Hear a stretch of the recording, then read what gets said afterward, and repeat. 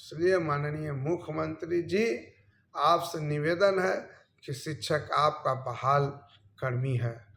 इनकी मांगों पर विचार कीजिए, इनके साथ अन्याय नहीं कीजिए, इनके साथ न्याय कीजिए। आपके विश्वास पर, आपकी बात पर, आपके द्वारा जो आपके लोगों द्वारा जो चलाई गई अभियान के तहत ये परीक्षा दिए थे। दुख होता है, तकलीफ होता है जब हमारे एक साथी के साथ नाइंसाफ हो रहा है। नमस्कार। बिहार के तमाम शिक्षक भाई बहनों को मैं अपने तरफ से आपको नमस्कार, सलाम, सत श्री अकाल कहना चाहता हूं। और साथियों, आज जो मैं अपने आपके बीच जो आया हूं, मेरा एक मकसद के तहत आया हूं और आपके बीच जो बहुत बड़े मुद्दे पर आज चर्चा करने आया हूं। मैंने एक वीडियो के माध्यम से जो मैंने बताया था कि सक्षमता भरकर जो वरिष्ठ शिक्षक बन रहे हैं उनके साथ सरकार धोखा करेगी, धोखा कर रही है।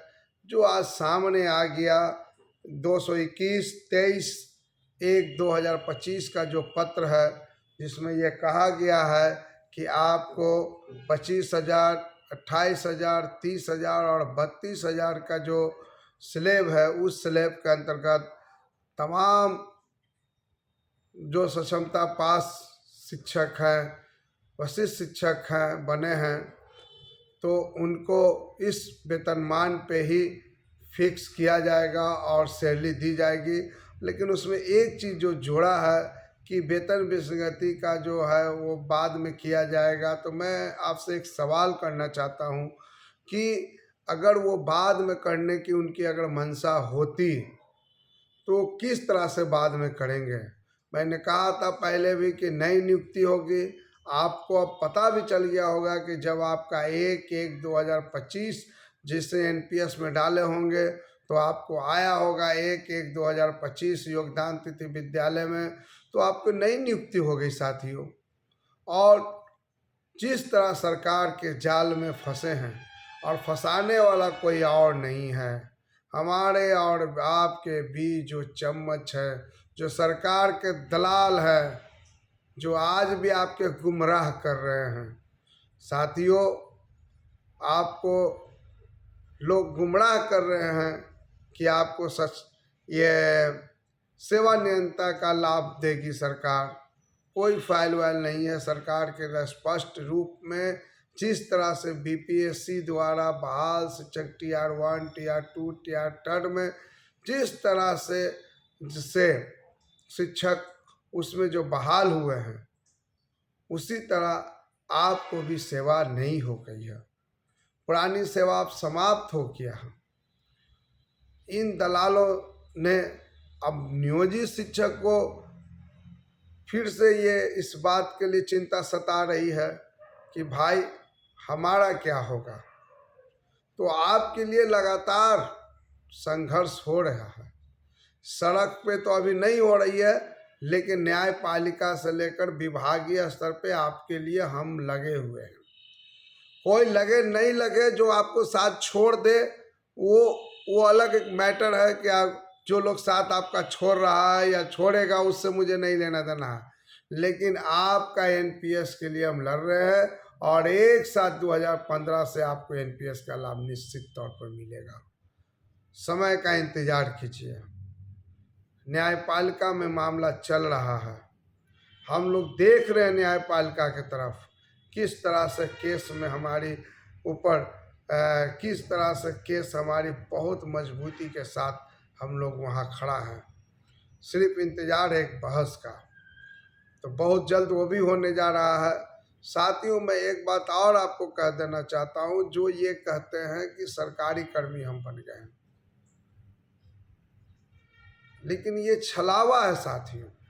सरकारी कर्मी आप बन गए हैं, नहीं बने हैं। इस बात को मैं प्रूव कर दूंगा, क्योंकि आपका पद वित्त विभाग में कोई अनुशंसित पद है नहीं। आइए, 1962 बिहार सरकार का सर्विस एक्ट जो अस्थाई पद पर नियुक्ति होता है वो वित्त विभाग से अनुशंसित होता है। मैं आपको पूरी किताब उसके पढ़ा दूंगा, उतनी डिस्कशन करने की ज़रूरत नहीं है। मैं लगातार इस मुद्दे पे हर तरह से लगातार पढ़ लेता हूँ, लिखता हूँ और समझने की कोशिश करता हूँ।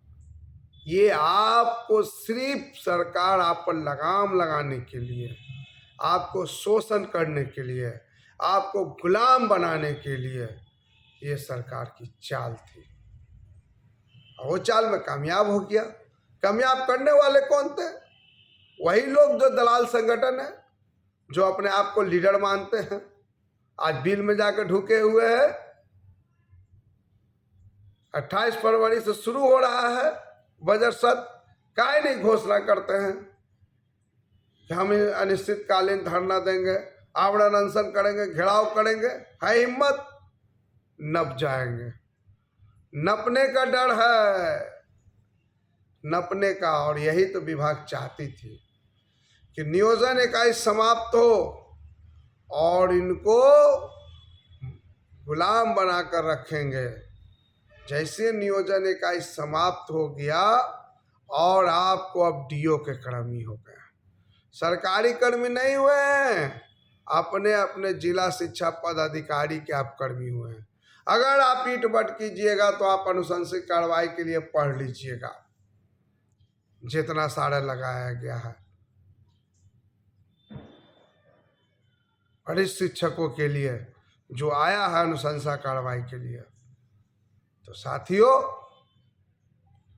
आपके साथ छलावा है और मैं आपको इस बात से गुमराह नहीं कर रहा हूं, बल्कि हकीकत है। और मेरे एक वीडियो आप देखिएगा, पिछला मैंने सारी बात बताया था और कोई ऐसी वैसी चपरासी क्लर्क से नहीं, मैं उच्च पदाधिकारी ने ये सारी जानकारी मुझे दिए थे। और आपको भी समझने की ज़रूरत है, जब आपको कहते हैं कि हमको वेतन, हमको पुराने वेतन पे ही बहाल होना है, तो फिर नई वेतनमान की क्या ज़रूरत है भाई? 25,000, 28,000 आप 23 नियमावली में पढ़ लीजिए।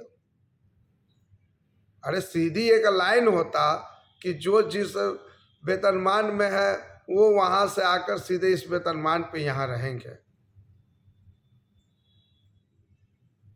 हमने इस पत्र को बड़े बड़े कर्मचारी, IAS अफसर, रिटायर्ड, सभी से मैंने इस पत्र, वकील, एडवोकेट, सबसे हम लोगों ने इस बात पे चर्चा किया है। इस पत्र को 50 बार पढ़ा गया। विधि के विभाग का जो लोग हैं उनको भी इस पत्र को मैंने दिया है और वहाँ के लोग भी पढ़े हैं। उन्होंने कहा, स्पष्ट रूप से कहा है कि आपको 8वां जो वेतन आयोग आने वाला है उसमें आपको काफी नुकसान होने जा रहा है। साथियों, वेतन विसंगति का लाभ नहीं मिलना ये आपके लिए बहुत बड़ा खतरा की घंटी है। और जब तक इसके लिए आप अग्रिम रूप में आप साथ नहीं दीजिएगा, तब तक ये आपके लिए घातक साबित हुआ है और होगा, आगे भी होगा। नई नियुक्ति लीजिए, बहुत सा 25 के बाद 30 में रिटायर करेंगे, 35 में रिटायर करेंगे, उनकी सेवा का क्या होगा? उनकी सेवा का क्या होगा? जो 8 साल में जो रिटायर करेंगे, NPS का क्या लाभ मिलेगा? क्या मिलेगा? 2,000 से 2,500।